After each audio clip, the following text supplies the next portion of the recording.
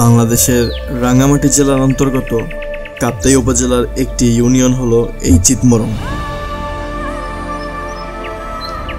যেখানে প্রতি বছর পালন করা হয় ঐতিহ্যবাহী সাংরাই অনুষ্ঠান। যে অনুষ্ঠানটি বাংলাদেশি মারমা এবং রাখাইন জনগোষ্ঠীরা পালন করে থাকে।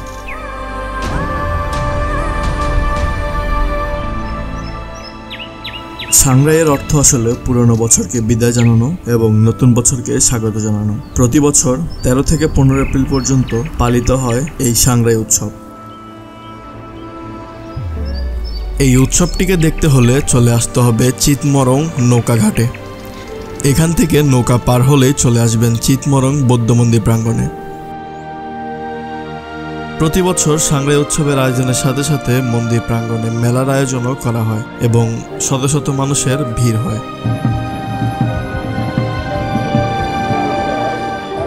এখন আমরা আছি চিতমরং বৌদ্ধবিহারে এবং এখানের অ্যাটমসফিয়ারটা আসলে অনেক সুন্দর এবং প্রতি বছরে পয়লা বৈশাখের আগে এই ইভেন্টটি হয়ে থাকে। সাংরাই উৎসবের আগে বৌদ্ধ ধর্মাবলম্বীরা মন্দিরে যায় এবং প্রার্থনা করে, তারপর তারা সবাই মিলে মেলা এবং জল উৎসব দেখতে যায়।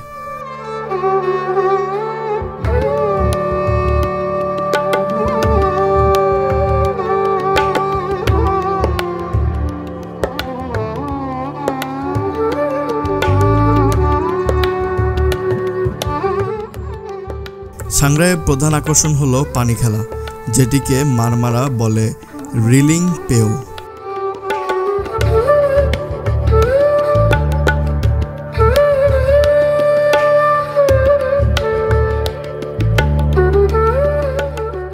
কাপ্তাইয়ের চিতমরং বৌদ্ধ মন্দিরের এই প্রাঙ্গণে প্রতি বছরই হয়ে থাকে পানি উৎসব এবং এখানে প্রতি বছরই হাজার হাজার মানুষ আসে এই পানি উৎসবটি দেখার জন্য এবং প্রতি গ্রুপে গ্রুপে পরপর 2 থেকে 3 বার করে এখানে পানি উৎসবটি হয়ে থাকে।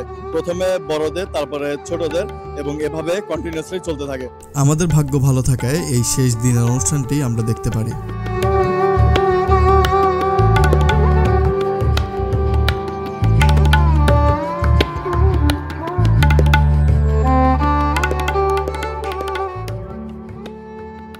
সবাইকে সাংরাইয়ের শুভেচ্ছা।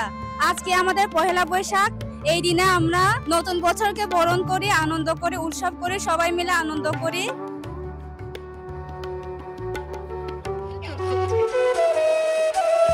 দুপুরের পরই এক সাংস্কৃতিক অনুষ্ঠানের আয়োজন করা হয়।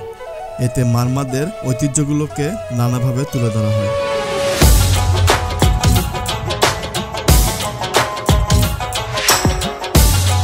সাংরাই নৃত্য সহ আরো নানা ধরনের নৃত্য এখানে পরিবেশন করা হয়।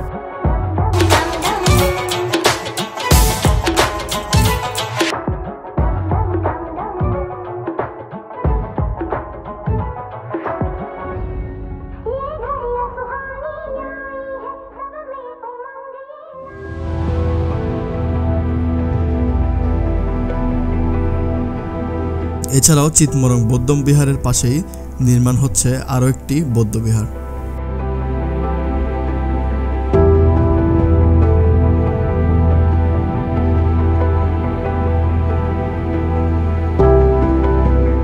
সাংরাই উৎসব শুধু একটি উৎসবই নয়, এই উৎসবের মধ্য দিয়ে সকলে নিজের জন্য এবং দেশের জন্য প্রার্থনা করে, যাতে তাদের নতুন বছর অনেক ভালো এবং সুন্দরভাবে শুরু হয়।